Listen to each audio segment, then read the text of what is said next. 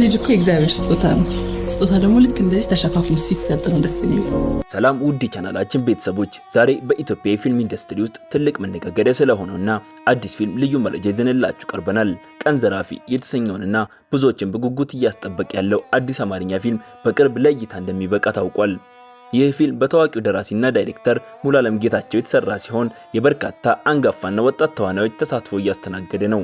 በተለይም በኢትዮጵያ የፊልም አፍቃሪዎች ዘንድ ከፍተኛ ተወዳጅነት ያላት ተዋናይት ቃል ኪዳን ጥበቡ በዋና ገጽ ባህሪ መመለሷ የፊልሙን ጉጉት እጥፍ አድርጎታል።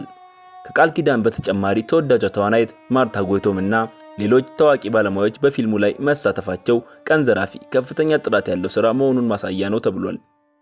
ቀን ዘራፊ በሚለው መጠሪያው መሰረት ፊልሙ ምን አይነት ታሪክ ይዞ ይሆን የሚለው በብዙዎች ዘንድ ጥያቄን ፈጥሯል።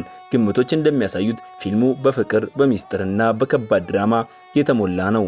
ትሬለሩ በማህበራዊ ሚዲያ ላይ ከተለቀቀ በኋላ ይህ የዓመቱ ምርጥ ፊልም ሊሆን ይችላል የሚሉ አስተያየቶች በስፋት የተሰነዘሩ ይገኛሉ። እናንተስ የቃል ኪዳን ጥበቡ አዲስ ስራ ለማየት ምን ያህል ተዘጋጅታችኋል? ስለ ፊልሙ ያላችሁን ግምት በኮሜንት መስጫው ላይ ያጋሩን። ቪዲዮን ከወደዳችሁት ደግሞ ላይክ በማድረግ ለሌሎች እንዲደርስ ያድርጉ። እንደዚህ ያሉ ፈጣንና አዳዲስ የመዝናኛ ዜናዎች ለማግኘት ቻናላችንን ሰብስክራይብ ማድረጉን እንዳይረሱ። ለዛሬ ነበረን ቆይታ ይህን ይመስላል። ሰናይ ቀን። ስለ ሰዎች ህይወት እንደማሰብ